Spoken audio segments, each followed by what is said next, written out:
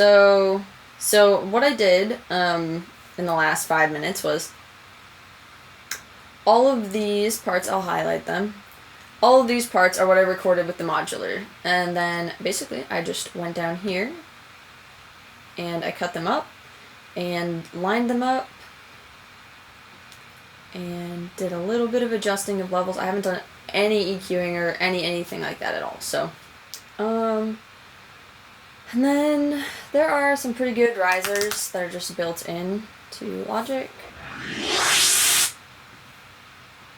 And then what I'll usually do is go down here and drag it, bounce it in place, because you can't edit it unless you bounce it in place. So to clarify here with the riser, what I mean by you can't edit it is you can't like time stretch it or anything. And so I really like to time stretch and pitch shift and stuff. And I have a lot of my own risers, but for the sake of time, I just grabbed one from Logic because it does have some good risers. So that's probably where I would bring some drums in. I'll go into the dig attack here, go paste, go clear. Cool.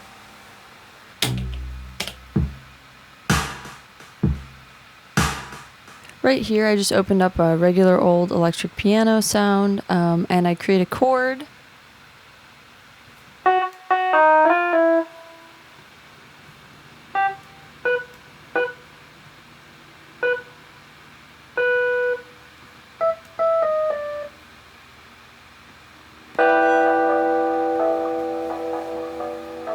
Then I bounce the chord in place as an audio file so that I can reverse it and have it fade just with the swell.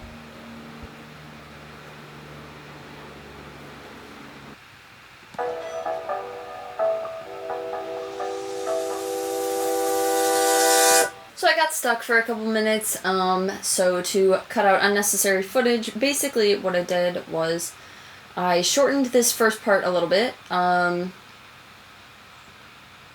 duplicated that, added a filter, and then had it kind of fade off, and had this like swell build up. And then I pulled one of the toppers from the sample pack that I made a while back, so that I have this drum part that's like...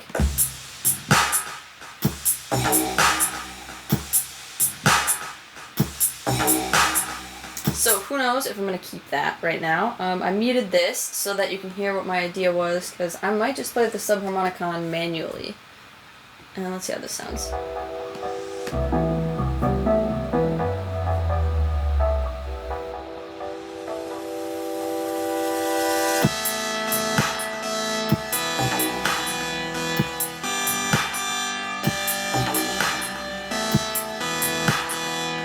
Yeah, so something like that. I don't know. I feel like that's kind of a vibe.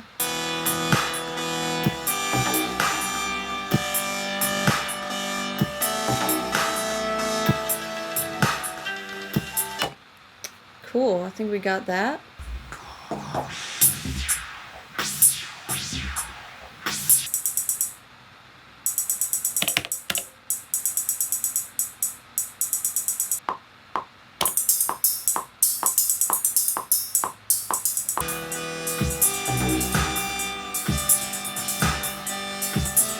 Okay, I'm gonna wrap it up there and get a snack, and then I'll come back and maybe add some guitar and vocals. Cool, so there is just way too much footage and way too much happening here for me to make this video in any reasonable amount of time. I can do a separate video on how I do my production at some point, but I don't think this adds to like my songwriting, other than just seeing what I'm doing. Obviously, I'm making cuts, I'm taking what I like and getting rid of what I don't like, adding some filters, EQing things. Yeah, so that's pretty much it. There's nothing super exciting happening. I brought in a kick sample that I made that's in a different sample pack that I made that you can download from the Polyen Tracker video if you want. And I just used it to beef up the drum recording from the Dig Attack so that it's, you know, just it hits a little bit harder. But yeah.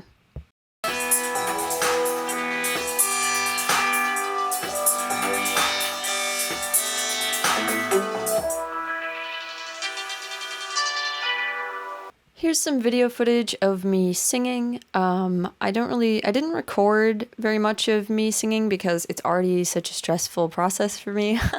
I'm not really a singer. I prefer to use my voice as like an instrument in my songs. And since I wrote this song in like 6 hours, I just came up with the lyrics on the spot. I didn't put a lot into it. It was just kind of like, okay, we're just gonna go for it. So just imagine me singing. You'll hear it in a bit.